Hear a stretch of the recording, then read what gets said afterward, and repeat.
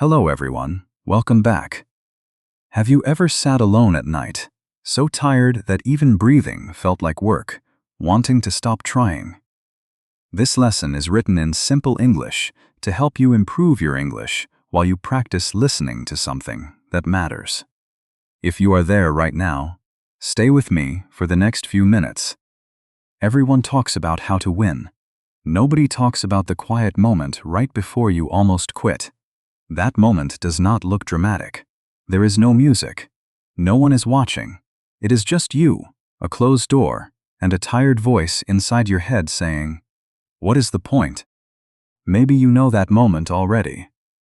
Maybe it happens after a long shift, or after another argument that went nowhere, or after opening a bank account and seeing a number that makes your chest tighten.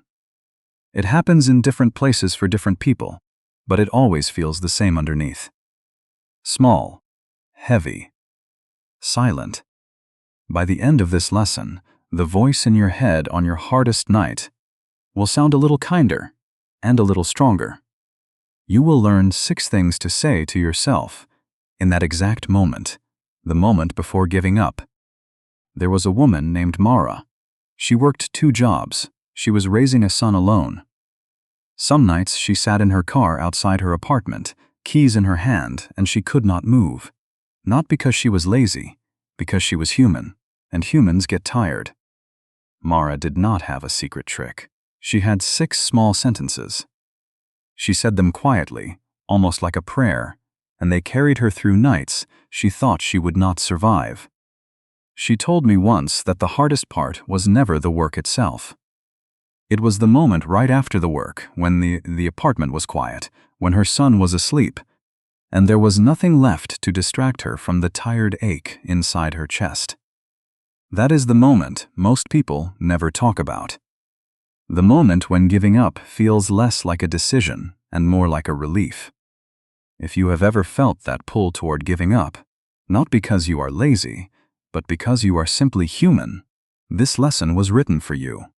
Today, those 6 sentences are yours too. You do not have to be strong, you only have to stay. Let's begin. Lesson 1. This feeling is not the truth. In that dark moment, your mind tells you a story. It says, you are not enough. It says, this will never get better. It says, everyone else has it easy, and only you are struggling. That story feels true in the moment. But a feeling is not a fact. A weak mind and a strong mind can look at the exact same problem and see 2 different worlds. The weak mind sees a wall. The strong mind sees a wall that has not been climbed yet. Think about a man named Diego. He lost his job at 45. Every application came back with silence. After the 10th rejection, his mind whispered, "You are done. Nobody wants you." He almost believed it. He started to act like it was true. He stopped applying. He stopped answering calls. Then one evening, his daughter asked him a small question. She asked, "Dad, why did you stop looking?" And in that moment, Diego heard his own thought out loud, and it sounded strange to him. He realized the voice in his head was not reporting facts. It was reporting fear. He picked up his laptop that same night and sent 3 more applications. Nothing changed instantly. No call came the next morning. No email arrived by the end of the week. But something inside him changed. He stopped treating his fear like it was the news. Weeks later, Diego finally got an interview, and eventually a job, in a field he had never considered before. He told his daughter afterward that the turning point was never the new job. It was the night he realized his own thoughts could lie to him, and that he did not have to obey every single one of them. We all carry a narrator in our heads. Sometimes that narrator is fair. Sometimes it is simply scared, and scared narrators exaggerate everything. Think about how differently your mind speaks to you at 3 in the afternoon compared to 3 in the morning. The situation has not changed. The facts are the same. But at 3 in the morning, everything feels bigger, darker, and more hopeless. That is not because the truth changed. It is because exhaustion changes the volume of your inner voice, not its accuracy. The next time your mind tells you a devastating story about your future, try asking it one question. Would I believe this same thought if I had slept 8 hours and eaten a real meal? Often, the honest answer is no. Here is the first thing to say to yourself.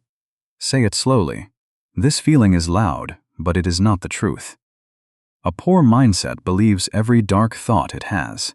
A strong mindset listens to the thought and then asks one simple question. Is this actually true, or am I just exhausted? Feeling tired without believing the worst version of your future is allowed. Notice that difference tonight.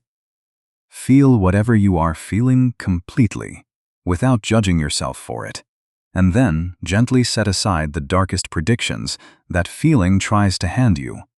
Because a prediction made at your lowest point is rarely an accurate map of where you are actually headed. Lesson 2. Rest does not mean you are quitting. Somewhere along the way, many of us learned a dangerous lesson. We learned that stopping means failing. We learned that a break is the same as giving up. That is not true, and it is one of the most exhausting lies a tired person can carry. Rest is not the opposite of progress. Rest is part of progress. A body that never sleeps breaks down. A mind that never pauses starts to make everything feel heavier than it really is. There was a runner named Talia. She trained for a marathon for 8 months. 3 weeks before the race, her knee started to hurt. Her first thought was, if I stop now, all my training is wasted.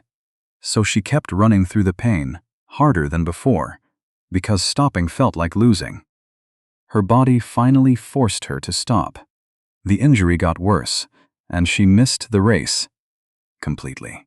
She sat in the waiting room of the doctor's office, watching other runners walk by outside, and she felt like the biggest failure she had ever been.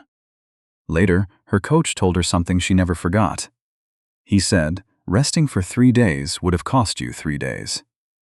Refusing to rest cost you the whole race. The next year, Talia trained again.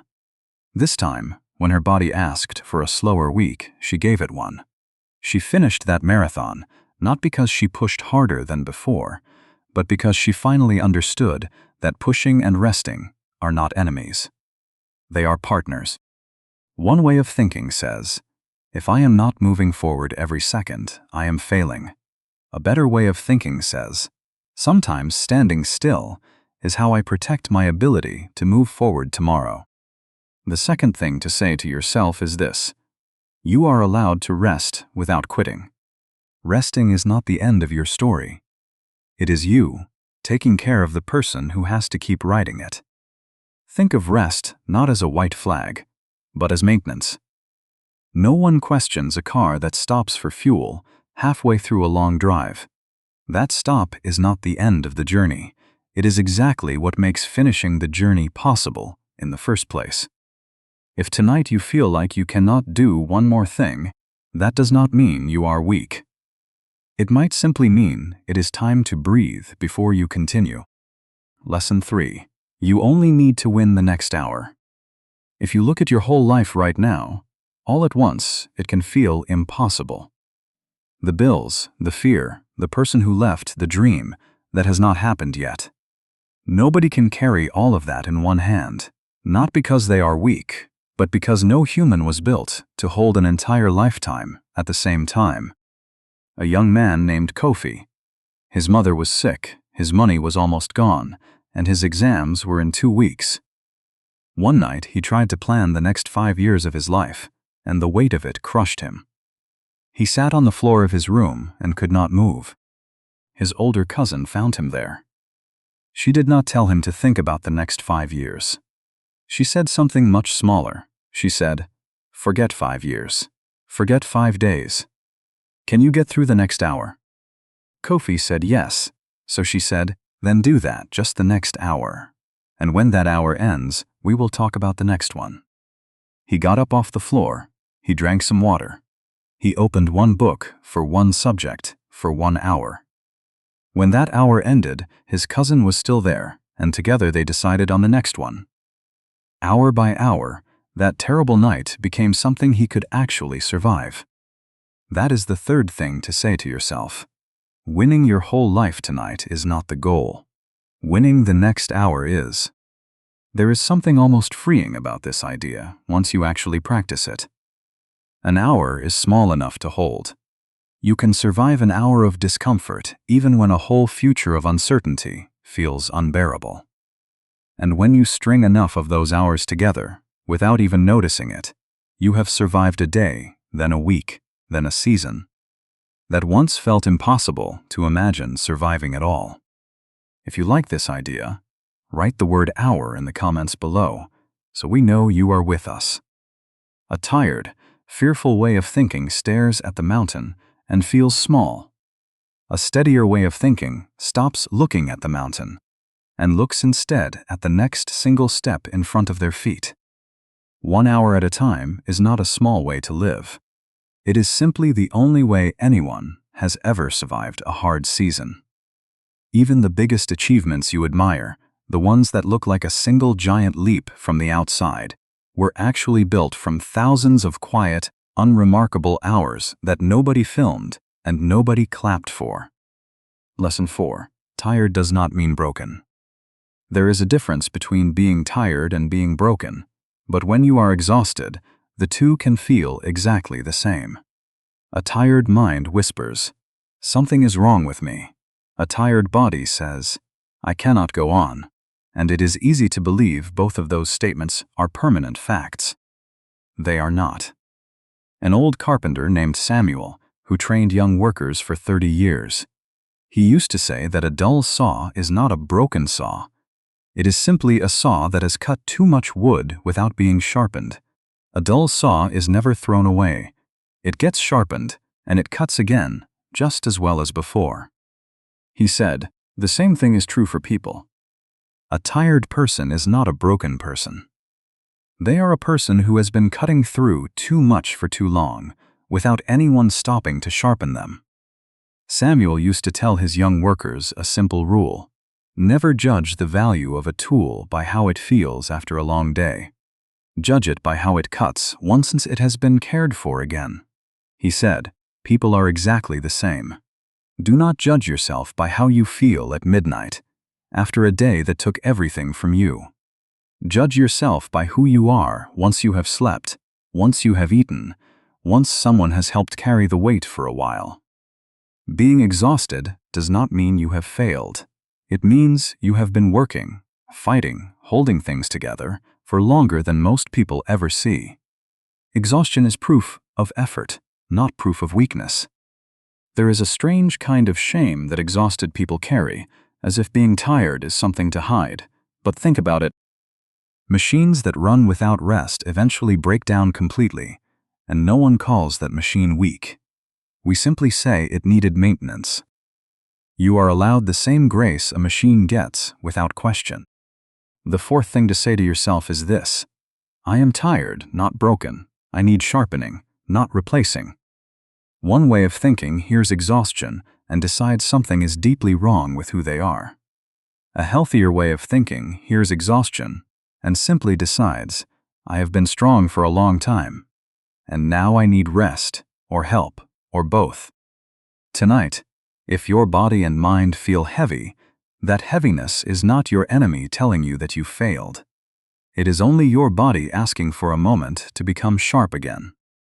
Lesson 5. You are not the only one who has felt this. In that dark moment, one of the cruelest tricks your mind plays is convincing you that you are completely alone. It tells you that no one has ever felt this specific pain, in this specific way, at this specific hour of the night. That is almost never true. Somewhere in the world, right now, someone is sitting exactly where you are sitting. Someone else has stared at the same kind of silence, the same kind of fear, the same kind of closed door, and somehow they found a way to see morning. A nurse named Priya, who worked night shifts for 11 years. During the hardest year of her life, when her marriage ended and her savings disappeared, she almost stopped going to work. One night, an elderly patient in her care could not sleep, So Priya sat beside her bed for a few minutes. The old woman looked at her and said, quietly, "I buried my husband, lost my house, and raised 3 children alone, and I am still here drinking tea at 92. You will still be here too." Priya did not remember the woman's name years later, but she remembered that sentence for the rest of her life. You will still be here too. She went back to work the next night, and the night after that. Not because her problems were solved, but because a stranger's 92 years of survival had quietly whispered to her that survival was possible for her too. The 5th thing to say to yourself is this: someone has survived this exact kind of night before, and if they made it to morning, so can you.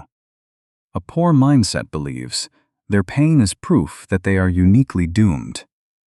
A strong mindset understands that pain is simply a part of being human that every generation before them has already walked through.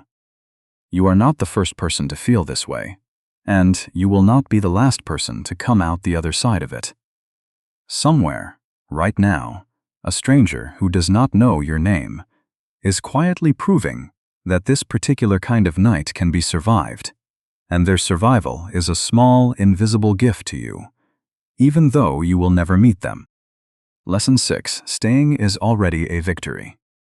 We are taught to celebrate big wins, the promotion, the wedding, the trophy. But almost nobody claps for the quietest victory of all, the one that happens every single day, in silence, without an audience. That victory is simply staying. Staying when it would be easier to disappear. Staying when no one would blame you for walking away. Staying when your hands are shaking and your reasons feel thin, and you show up anyway, again. A young father named Aris, who lost his business during a hard economic year. He felt like he had failed his family completely. Some nights he sat outside his front door for a long time before he could make himself walk inside, because he did not know how to face his wife and daughter without an answer to give them. One night, his 6-year-old daughter climbed onto his lap and said something he did not expect. She said, "Daddy, you are still here." That is her whole win. Not that his business was fixed, not that his fear disappeared, simply that he was still there, holding her, breathing, present. There is no need for a perfect comeback story tonight, and no need to have every answer by morning. You simply need to stay one more day and let tomorrow bring what it brings. Think about every hard season you have already lived through, even the ones you have almost forgotten. You did not survive them because you had a perfect plan. You survived them one ordinary day at a time, often without even realizing you were doing something remarkable. That same quiet strength is still inside you right now. This is the 6th and final thing to say to yourself. I do not have to win everything tonight. I only have to stay, and staying is already a victory. Whisper that to yourself if you need to, right now. You do not have to be strong. You only have to stay. Lesson 7.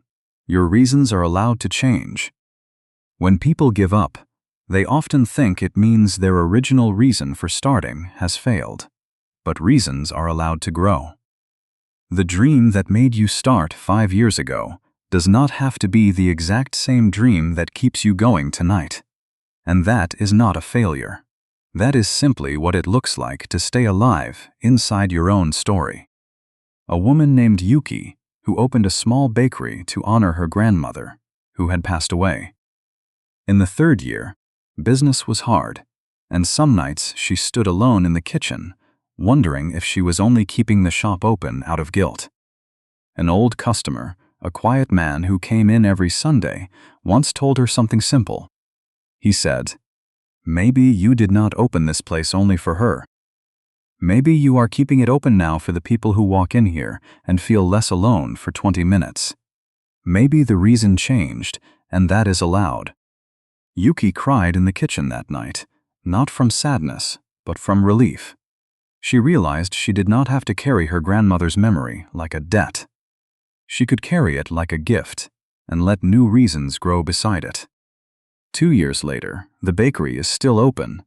Yuki says the bread tastes the same, but the reason she bakes it has quietly multiplied. Now it is her grandmother, and the quiet man who comes in every Sunday, and the students who study there in the afternoons, and a version of herself she is still becoming. The seventh thing to say to yourself is this: my reason for staying can change, and it does not make my journey any less real. One mindset believes that if the first reason fades, the whole effort was pointless.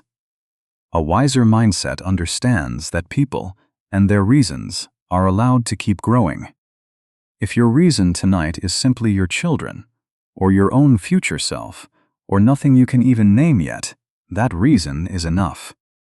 Let's bring these 7 things together, because you deserve to carry them with you, not just hear them once and forget them by morning. 1. That loud feeling is not the truth. 2. Resting does not mean quitting. 3. You only need to win the next hour. 4. You are tired, not broken. 5. Someone else has survived this exact kind of night before. 6. Staying is already a victory. 7. Your reasons are allowed to change, and that does not make your journey less real. Mara, the woman from the beginning of this lesson, is still here. Her son is older now. The nights in the car still happen sometimes, but they are shorter, and she knows what to say to herself when they come. She told me once that she does not think of herself as someone who never struggles anymore. She thinks of herself as someone who simply knows how to stay. Diego is still working. Talia ran her second marathon and finished it. Kofi passed his exams. Priya still works night shifts, a little lighter than before. Eris rebuilt his business slowly, one client at a time. Yuki's bakery is still full on Sunday mornings. None of their stories ended with fireworks. They ended, and continue, with something quieter and far more durable: ordinary people who simply kept choosing to stay. That is really all this lesson has ever been about. Not becoming a person who never feels like giving up. Becoming a person who knows exactly what to say to themselves in the moment they do. Strength is not required of you tonight. Only staying is. If you want to practice English while you rest tonight, keep this lesson playing and keep going. One day at a time. Say the 7 lines to yourself again, slowly, whenever you need them.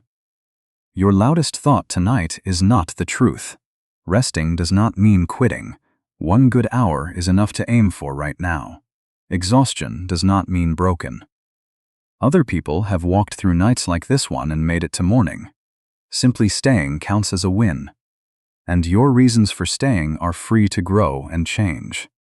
If one of these 7 lines found you tonight, write it in the comments below so someone else scrolling through on their own hard night can find it too.